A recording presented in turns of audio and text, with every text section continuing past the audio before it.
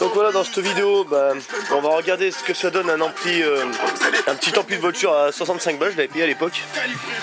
Bon, je sais pas si on arrive à lire là. Ouais. Bah alors lui c'était le mode d'emploi je l'ai plus. Bon il dit 700 watts max. On est loin de la vérité, hein, 2 ohms stable.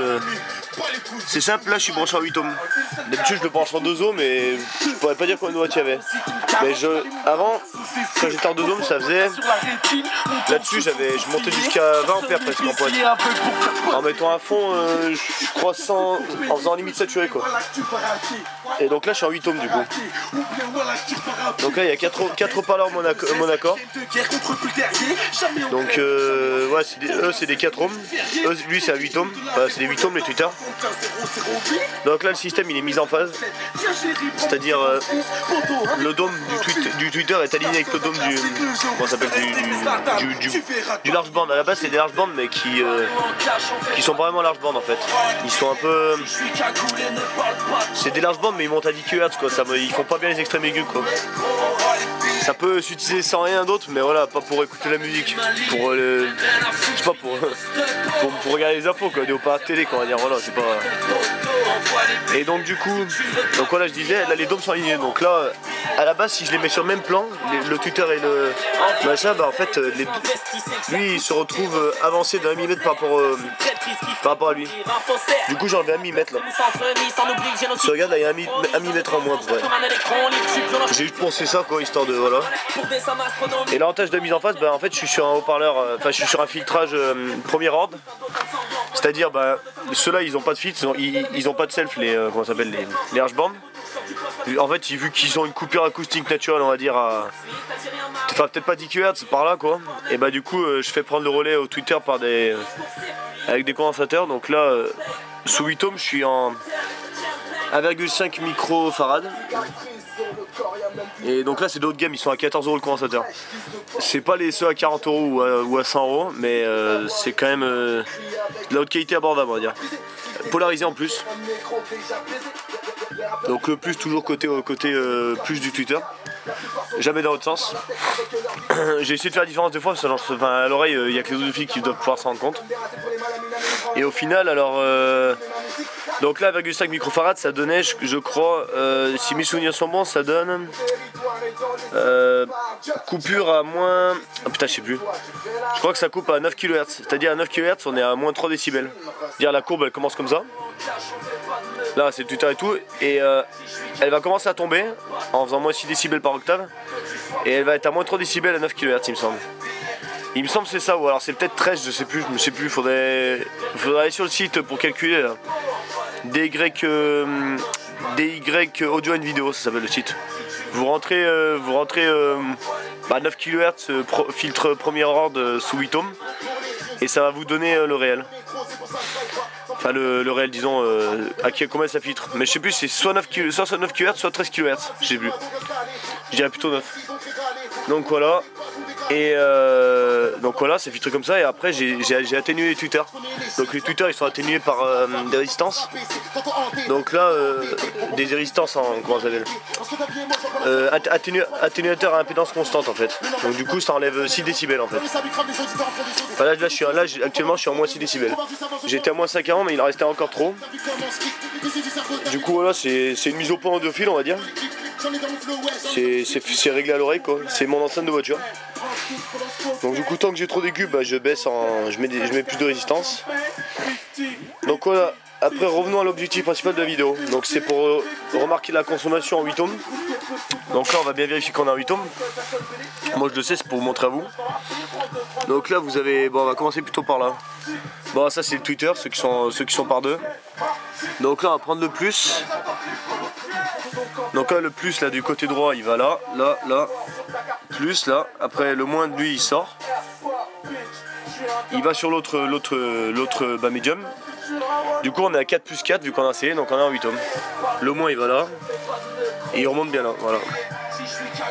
Et donc du coup bah là, toujours le tweeter Monaco, vous allez sur la tête et tout, vous cherchez Monaco, vous allez voir que c'est des 8 ohms, ça n'existe pas en 4 ohms. Donc voilà, maintenant on va pousser à fond jusqu'à la distorsion. Je sais pas, vous devrez pouvoir vous en rendre compte. Bon déjà et les réglages de l'ampli donc sont... Le gain il est pas à fond mais ça sert à rien. Sinon ça sature. Il est à 2/3 quoi.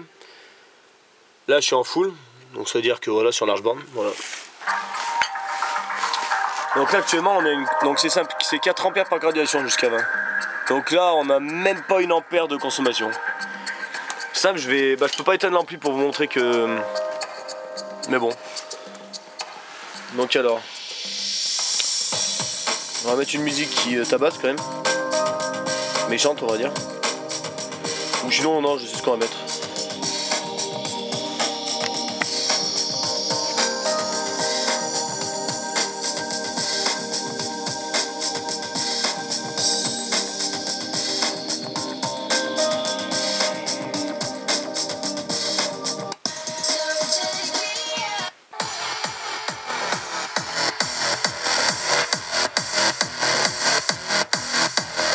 Donc là c'est la limite de la saturation, après ça commence à saturer. Voilà ce qu'on consomme. On fait des pointes à 2 ampères. Là on consomme à peine 1 ampère de courant. Et voilà comment ça bouge déjà.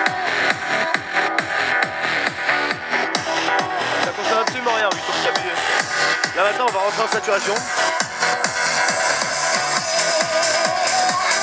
ça sature pas encore mais... Voilà. On est à peine à 3 ampères. Donc 2 ampères... On va dire on consomme grand max 2 ampères 5 de son en comptant la marche à vide du truc. C'est-à-dire qu'on a 2 ampères 5 de son plus 1 ampère de marche à vide environ. Donc si vous faites le calcul, en consommation c'est simple, 2 ampères sous 12 volts. C'est abusé, attends. 50 ampères ça fait 600 watts. 2 ampères on divise par 25. Ouais. Non, non, 20 ampères ça fait 300, ça fait 250 watts. Donc c'est-à-dire qu'on est à 25 watts consommés. Donc bon, bien sûr quand il y a les résistances derrière les tweeters, ça consomme le jus qui va pas être envoyé tweeter. Donc au final ça fait comme si on utilisait les tweeters en plein. Ça revient au même niveau consommation, ça augmente juste la qualité du son. Donc c'est simple, ouais on consomme 20, on est à 25 watts RMS. Enfin 25 watts maximum parce que faudrait qu'il... En clair il doit être environ à 100% lendemain, je pense. En clair on doit être à 20 watts réels sur les haut-parleurs. Donc vous imaginez que là en fait il y avait 5 watts, je sais pas il y a quoi, 4 watts là, 4 watts là, il y a 2 watts là parce que... Et encore je sais même pas. Mais il y a toujours 2 fois moins minimum sur le Twitter. Sur un filtrage comme ça. Donc là on était à 20 watts RMS, bon je vais faire une musique, je vais mettre une musique un peu plus violente, déjà que celle-là était violente. Mais ouais c'est... En 8 ohms franchement on consomme rien, c'est abusé. Pour laisser à fond toute la nuit franchement, il y a des décibels, il y a... c'est simple, avec quoi 20 watts RMS, ouais, je crache 100, je sors 100... Non, je crache moins que ça. En faisant tout saturer, je faisais 125, 124 décibels à la sonde. Non, 123 je crois, 123 ou 124, tout fermé en FPL. Mais en faisant saturer, donc je devais être à plus, je devais être à 6 ampères peut-être, je sais pas. Bon, on va mettre une musique un peu plus, peut-être qui consomme plus, on va voir ce que ça donne.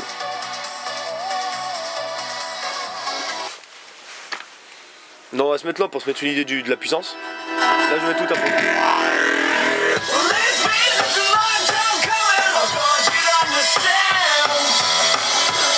Ah, ça crache quand même. On va même regarder la console d'ici.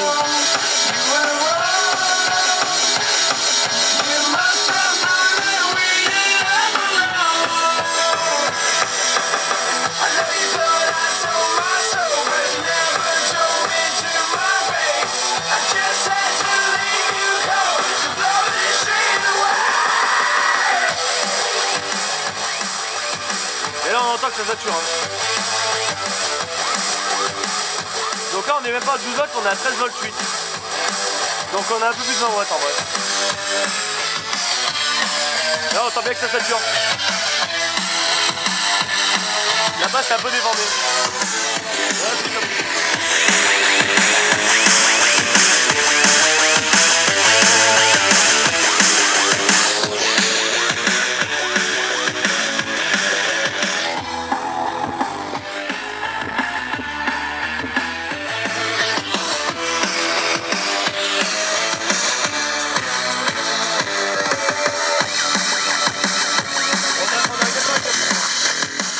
Dans tout saturé on n'est même pas 4 ampères. Et vous avez vu comment les haut-parleurs bougent, c'est abusé. Après je vous fais pas le test en 2 ohms parce qu'en fait en 2 ohms ces haut-parleurs je leur envoie trop de watts. Ils sont donnés pour 10 watts RMS. Et en fait le truc c'est que si on si on envoie 10 watts dans chacun, ça il va les tenir, il n'y a pas de souci. Mais en fait leur membrane je pense a du mal à suivre. Enfin au niveau de la bobine on sort du X-Max. Donc c'est à dire l'excursion linéaire de la bobine quoi. Ça talonne pas mais ça met à faire un son un peu ça fait la membrane se déforme quoi on va dire. Donc voilà ce que j'aime tout à fond en 8 ohms. Un ampli qui soi-disant peut sortir 700 watts max. On est loin de la vérité mais voilà on voit bien qu'il y a du rendement quoi voilà. Après pour la qualité, au niveau des aigus on est à la meilleure qualité enfin je rentre pas dans les détails et tout mais ils ont une courbe de fréquence qui est magnifique déjà d'origine.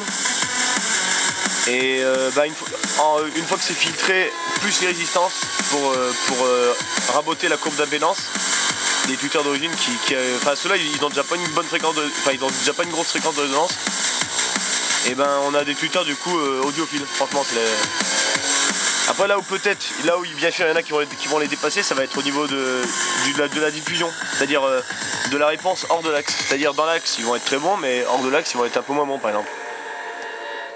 Après c'est selon le filtrage, enfin selon la position. Là mettons les deux médiums comme ça fait une sorte de montage MTM, c'est-à-dire médium, tweeter, médium. Sauf que là le tweeter faudrait qu'il soit là.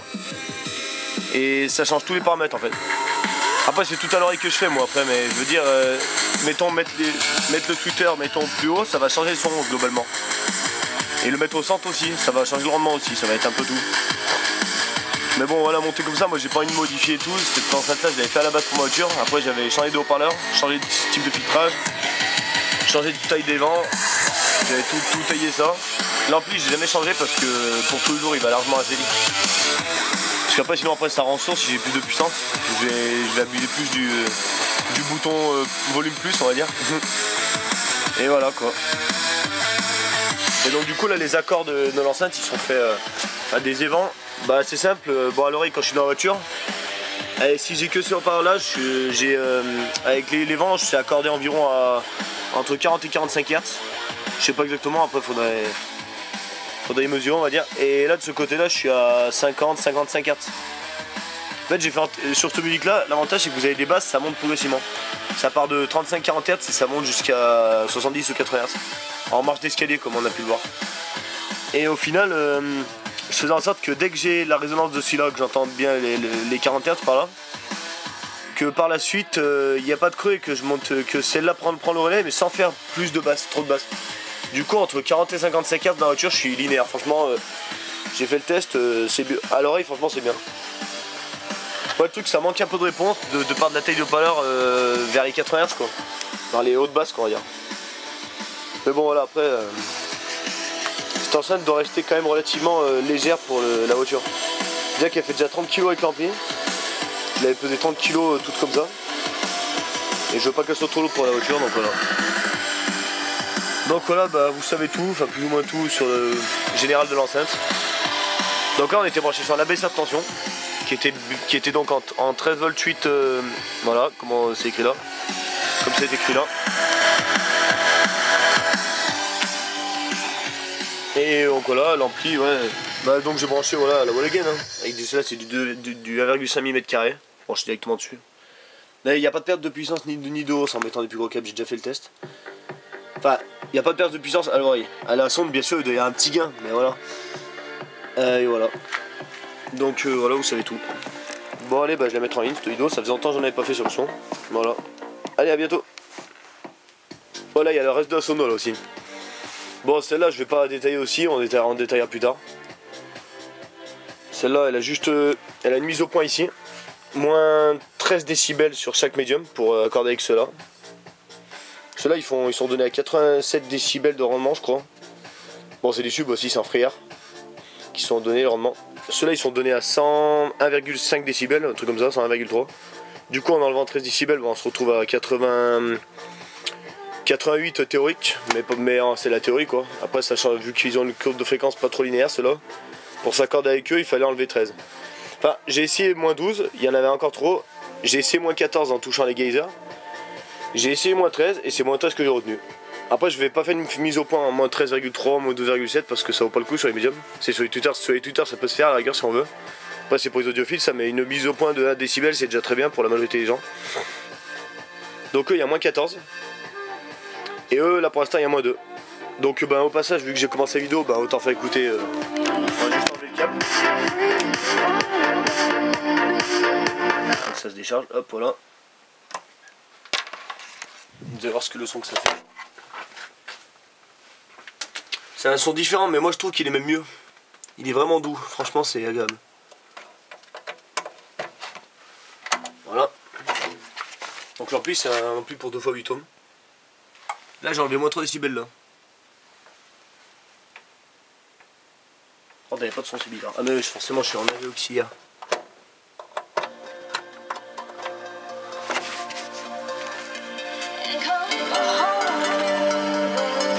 Donc là je dirais moins 3 décibels sur le treble. Parce que pour l'instant j'ai pas mis des atténuateurs assez gros pour les tweeters. Les basses normales, lui il est éteint. Donc lui on l'oublie, c'est un qui son on l'oublie. Donc là ça fait vraiment un beau son. Ça fait une moins bonne phase que celle-là. La phase acoustique c'est moins. En fait l'enceinte est moins précise, mais elle a une courbe de fréquence plus linéaire normalement. Enfin moi à l'oreille moi je préfère. Donc là ça fait vraiment un beau son. Donc là oui voilà comme je disais, et ceux-là c'est Twitter Live font 95 décibels de rendement. Entre 94 et 95 ça dépend des gens. Ça dépend on va dire des boutiques qui le vendent. Donc là du coup on est à 92 décibels d'aigu sans toucher à ça, mais du coup vu que j'ai enlevé 3 décibels ici on est à 90 normalement. Environ, c'est tout, là c'est de environ. Du coup celle-là elle n'est pas encore finie, je la finirai cet hiver en mise au point sur Twitter. Après le truc, la chose qui est pas trahie sur cette enceinte, c'est le placement, le recul, l'avancement et les déboomers et tout. Là cette plaque là c'était parce que j'avais mis un plus gros Twitter avant, j'avais pas le choix pour mettre ça. Mais il n'y a absolument rien qui est travaillé là-dessus. Et donc le filtre c'est un filtre éminence, 3 voix. Moins 12 décibels octave là-dessus, Butter Wars. Moins 6 pour la partie basse et moins 6 pour la partie haute pour les médiums. Et moins 18 pour les tweeters.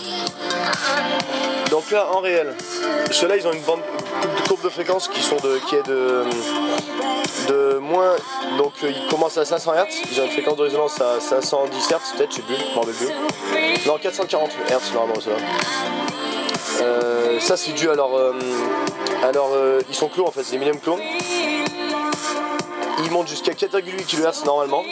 Sur la courbe de fréquence en fait ils font une grosse descente, c'est une atténuation acoustique on va dire. Donc étant donné qu'on a moins 6 décibels sur la partie basse, mais que sur la partie basse c'est atténue, on a une courbe.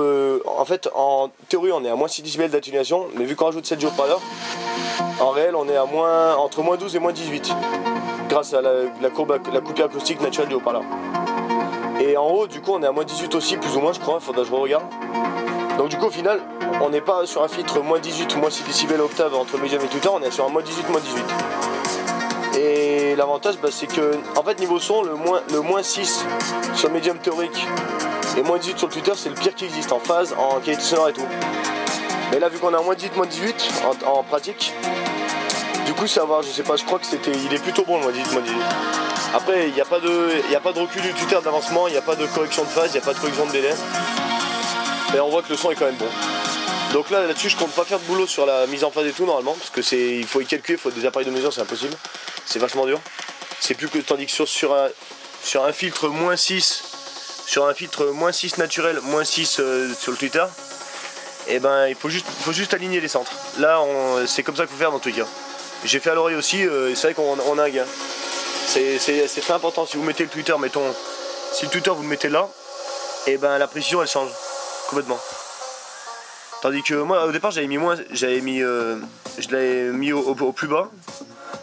Et au final, parce que je pensais qu'il fallait ajouter du retard exprès, fallait compenser le retard du tweeter.